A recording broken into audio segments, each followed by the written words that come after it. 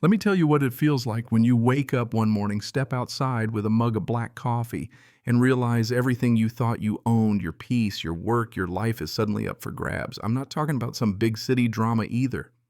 No, this is the kind of war that sneaks in quiet, just a new fence post here, a clipboard there, and before you know it, you're fighting for the dirt your boots are standing on. They say Texas farmers are stubborn. I suppose that's true, especially when your name is Clive Ramsey and you're the last man standing on a 40-acre patch your great-granddad staked out in 1889. My son Jake jokes that we've probably got more rusted tools than cows, and maybe he's right, but everything out here means something. Even that battered green John Deere, the one I always swore I'd pass down to him someday, as long as he promised not to crash it into another cedar post. Our place used to back up to nothing but woods and deer trails. That all changed last year when a caravan of contractors rolled in and started carving up the horizon.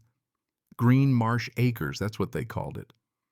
A shiny new subdivision promising community harmony and modern amenities, which is HOA, speak for 1,000,000 rules, and 100 beige houses lined up like gravestones. And at the head of this little empire, Karen Hellbridge. I swear, if arrogance were an Olympic sport, she'd be a gold medalist. She made her debut on my porch, holding a welcome packet and a list of suggestions about my so-called eyesores, that is the history and sweat of my family's farm.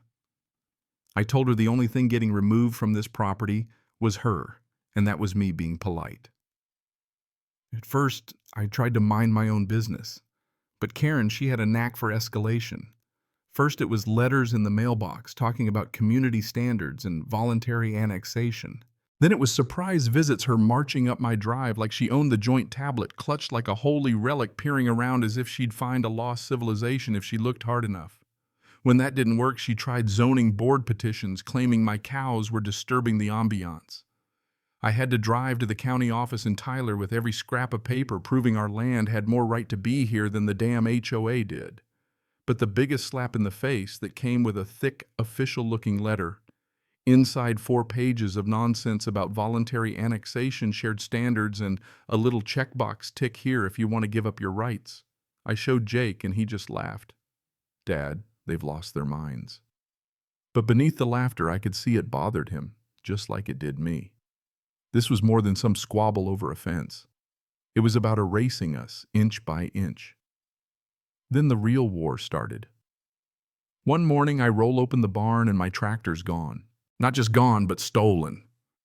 Jake's truck is still parked out front, so it wasn't him, and the only thing left are tire tracks heading toward the subdivision. I call the sheriff, file a report, and get the same tired line every farmer gets. Probably halfway to Mexico by now, sir. Keep your eyes peeled. I didn't have to. 2 days later, a buddy calls. He's a postal carrier, knows every inch of these roads. Clive, you missing something big, green, and noisy? My heart damn near stops.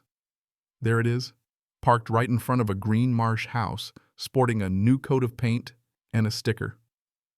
Community property. Like it's just another lawn ornament. I get out, start snapping photos. VIN numbers the custom hitch I welded with Jake. Before I'm done, some wannabe HOA security guy rolls up, mirrored sunglasses and all. You can't take photos of community equipment, he says, like I'm the trespasser. Then Karen herself shows up looking like she just stepped out of a catalog. Mr. Ramsey, let's not cause a scene. The tractor is registered as Green Marsh property. We have paperwork. I tell her what I think of her paperwork. She smiles that cold, Botoxed smile. We've already notified the authorities that you attempted to take it back. Just like that, I'm the thief. By the time the deputies arrive, it's a standoff. They say it's a civil matter, ownership's in dispute. I shouldn't touch the tractor until court decides. Let me tell you, there's nothing colder than being told the law can't protect you from a neighbor's lies. I went home that night and sat in my truck staring at the empty barn. Something inside me snapped. This wasn't about zoning anymore. This was a siege. A couple days later, Karen rolls down my drive in a black SUV, lawyer in tow. They hand me a rental agreement, my signature scrawled across the bottom. Only it's not my signature. Wrong loops, wrong curl. Someone tried real hard, but not hard enough for a man who signs every check by hand. The kicker. Their notary, Linda Mendoza, already flagged in 2 other counties for irregular paperwork. In both cases, you guessed it, more HOAs, more Karens. So I got to work. Jake and I installed cameras, motion sensors, drones, the works. Every time they tried something, we were ready. Painted lines across my land at midnight. Got it on camera. Diesel cans going missing, got the license plate. When my feed delivery was rerouted because the HOA blocked the access road, I drove down myself and took photos of the new community safety sign bolted into the ground. They were tightening the noose, but I wasn't budging. And then, like a bad joke, the tractor comes back dumped in my barn with a broken ignition and mismatched paint. I don't touch it. 3 days later, county compliance shows up anonymous tip about unpermitted structures. They leave empty-handed. That night I find a dead squirrel in my mailbox. Not a note, just a message. This is what they call quiet pressure.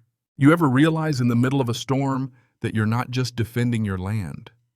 You're fighting for the story of your life, not just for yourself, but for the folks who come after. Jake got it. When things got ugly, when the HOA thugs came to steal the tractor again, and I ended up face down in the dirt ribs, cracked blood in my mouth, it was Jake's drone that caught the whole thing on camera, and his quick call that brought the sheriff out in time. Turns out the county needed proof, the kind you can't argue with in court. Video, timestamps, documents. We had it all. And when they traced the notary's official stamp, it belonged to someone who died 2 years before. Forgery, fraud, conspiracy. The house of cards finally toppled. Karen was arrested, the HOA put under investigation, and the grand jury didn't take long to see it for what it was, a coordinated campaign to steal, intimidate, and destroy. The hearing was something to see. A courtroom packed with neighbors and news crews, the judge cutting through Karen's lawyer's lies with the patience of a man who's seen one too many of these cases. He called it what it was, a pattern of abuse. The HOA was suspended, and Karen was facing charges. Jake, bless him, sat beside me through it all, tie a little crooked, but eyes sharp and proud. When it was over, the judge ruled in our favor. My tractor, my legacy, was coming home for good. A couple weeks later, the county clerk posted the ruling, Green Marsh Acres, HOA dissolved. Karen's mugshot was front-page news. Her lawyer quit. The notary flipped and the dominoes started to fall. The men who attacked me pled guilty. My tractor got a new paint job, courtesy of the HOA's liquidation funds. Even the sheriff's deputy who once ignored my complaints showed up to apologize. But the best part? It was sitting on that porch with Jake drinking our coffee when he told me, "Dad, I want to study law. Property rights especially. Nobody should go through what we did." I just nodded. Sometimes you don't need to say anything. The next week I put up a new steel sign at the fence line. Farmland not for sale. Underneath, Jake added, "Not for the faint of heart."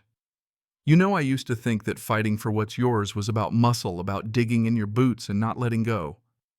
But really, it's about holding on to the truth even when folks try every dirty trick in the book. It's about knowing when to stand up and when to let your son's steady hands take the reins. If there's a lesson here, it's this: sometimes justice comes slow. Sometimes it takes a camera, a stubborn teenager, and a mountain of paperwork. But eventually, the truth wins out. And sometimes, if you're real lucky, you get to see karma land right where it belongs. So let me ask you, where do you draw your line in the dirt? When the world comes for what's yours, your land, your story, your family, how far would you go to protect it? Ever tangled with an HOA or had to fight a battle nobody else saw coming? Drop your story below. I want to hear how you stood your ground or what you wish you'd done differently. Because out here, the only thing stronger than Texas soil is the folks who refuse to give up on it.